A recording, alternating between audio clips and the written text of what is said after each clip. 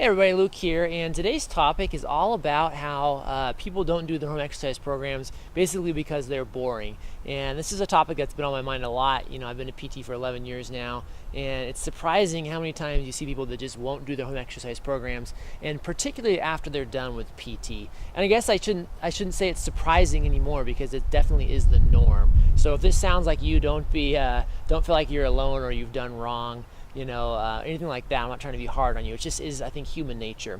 And it's especially true after you've finished your PT. So typically during the course of PT, you've worked fairly hard to get to a certain level. You've wanted to reach certain goals, and we've gotten you through some of the pain, and then we've helped you towards the tail end build strength and flexibility, and now you're doing something that you wanted to do but that you couldn't do before, like squat down or go up and down stairs or throw a ball or play with your kids or whatever it may be. So during the treatment phase, people are pretty motivated. They tend to do what you say, especially since they're going to see you again and there's that level of accountability. But then after people stop their PT, a lot of times they just completely stop doing the exercises, even if we're pretty clear about telling them that they should continue doing them, which maybe we're not always that clear, and that could be improved too. So anyways, I'm here to tell you that the reason people do this is that these exercises are typically pretty boring. If I give you, say, 3 or 4 or 5 specific exercises to work on your shoulder, and you're doing rotator cuff strengthening, a couple stretches. Again, once your shoulder feels pretty good, you're just not all that motivated to continue doing these things, even if there is some value in doing them. Same thing like for a knee injury. If you're still doing some squats and some hip strengthening and you've got your bands and all that, again, after a while, you're feeling pretty good, so you just stop doing them. Sometimes this is actually good for business, as a side note here, because people end up coming back for the same thing. But of course, we don't want that to happen. We want you to continue doing well. So if that sounds like you, I got some advice for you today that I think will help, and we'll dive right into that next here. So the biggest piece of advice I can tell you is try to pick an activity that isn't so boring, and that will continue to allow you to build or maintain your strength and flexibility and all those things. So when I think about that, I think of like joining like a group class or something like that. So you talk about things like maybe Zumba or yoga or Pilates, or any of like the TRX type classes. If you're really crazy and extreme, you could look into like the CrossFit style stuff.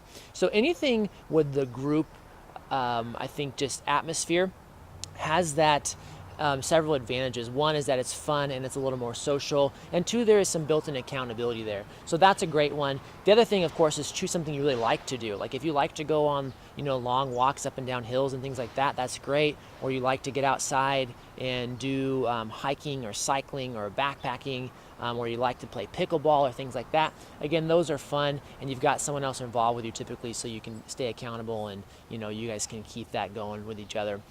So that is my biggest piece of advice for you today. The other one that I would consider, though, is that a lot of times when you're finishing up PT, you've achieved your goals for that time period, but maybe you have goals above and beyond that now you're trying to achieve on your own. So let's say you finish up working on your knee, you can do squats and stairs comfortably, but you still can't really do like a really deep squat, or you couldn't fully put 100% on that weight and do something more demanding like hiking or jumping or something like that. Now you may not expect to get that far during physical therapy, but hopefully we've put you on this trajectory so that you're gonna get there as long as you keep doing a few certain things. So if that's the case, then maybe you've got 2 to 3 very key exercises that you want to maintain and keep going forward, and what signs of progress are going to look like. So keep that in mind too, that if you're not 100% where you want to be, that there may be 2 or 3 things you can continue doing.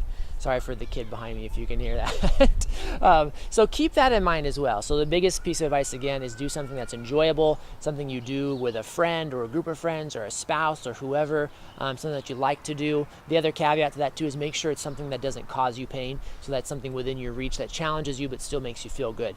And that second part then of today's advice is there may be like 2 or 3. So let's use that old cliche of don't throw the baby out with the bathwater. So if during PT you had a home program of like 10 exercises, maybe going forward after PT there's only 2 you need to do, or 3 that are going to specifically challenge you to get you closer to those goals that you want to achieve. So I hope that gives you some perspective for today. And again, don't feel bad if you're one of those folks, if you're in the 95% that just won't continue doing exercises because you're feeling good, and that's great. That's what we want. But if you do need help with anything, make sure you get back in quick and don't wait till it's too late. So I hope that helps you out. And if you have any questions or comments, leave it below the video. Thanks for watching.